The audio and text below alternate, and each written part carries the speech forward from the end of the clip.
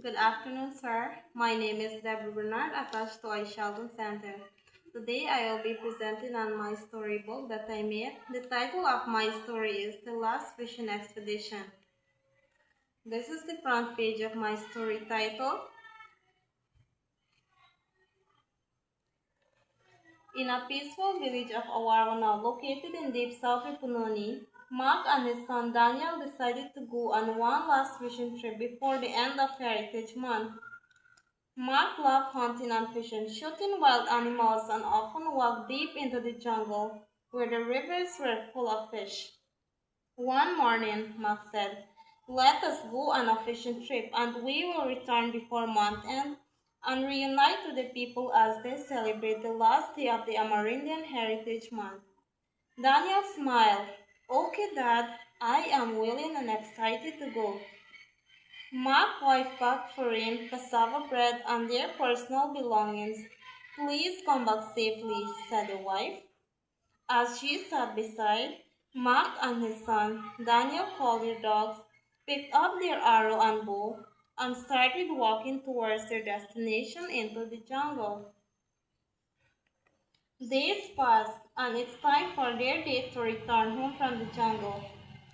Mark's wife sat under a tree waiting for her husband and son return, but no one appeared. She became worried and told her neighbor, "I am worried about my husband and son. They promised me that they would be back before the month ended. We must report it to the village council and the two shall," the neighbor replied. News spread quickly, and everyone began talking about the missing fishermen, asking questions. Where could they be? The Tusha quickly organized experienced men to search and rescue team of the jungle to search the rivers and the jungle terrain. The men searched for 2 weeks but did not find any trace or signs of Mark and Daniel. 1 month passed. Something unexpected happened. Their dog appeared from the jungle, alone. The villagers believed Mark and Daniel were somewhere else lost and might still be alive in the jungle, so they began another search. The search continued, but there were no signs of the fishermen. Months passed, and the wife and the village slowly began to lose hope. But indeed, they still wondered what might have happened to the fishermen. The villagers remained quiet and sad. 5 months later, the fishermen walked.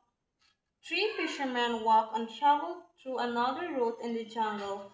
As they walked deeper into the jungle, one man looked to his left and noticed a small shed with a hammock hanging beneath it.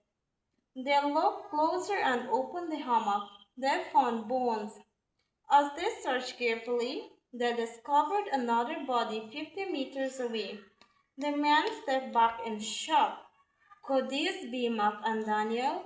one man whispered. The men did not continue their destination. However, they returned immediately and reported the discovery to the two Tushel families and friends of Mark and Daniel. 5 men were sent along with the three fishermen to the location and respectfully buried their remains. The villagers gathered to comfort Mark's wife and to have a memorial sessions with the families and friends of the lost fishermen, Mark and Daniel. Their story became a reminder to always prepare carefully, tell others where you are going, and never travel to dangerous places without proper plans. The theme of my story is family and community support and the significance of safety and preparation. The characters in my stories are Mark, experienced fisherman, hardworking and confident. Daniel, his son, who was excited to learn about fishing. Mark's wife, caring, patient, becomes worried and takes action. The neighbor, who helps spreading news quickly. And the Tushel, the village leader who organized the search. The settings where and when the story takes place is a small village of Awarwano in South Yupununi. Where it takes place is in the jungle, where people go for fishing, and time before Heritage Month. So the theme of my story is family and community support and the significance of safety and preparation. Thank you.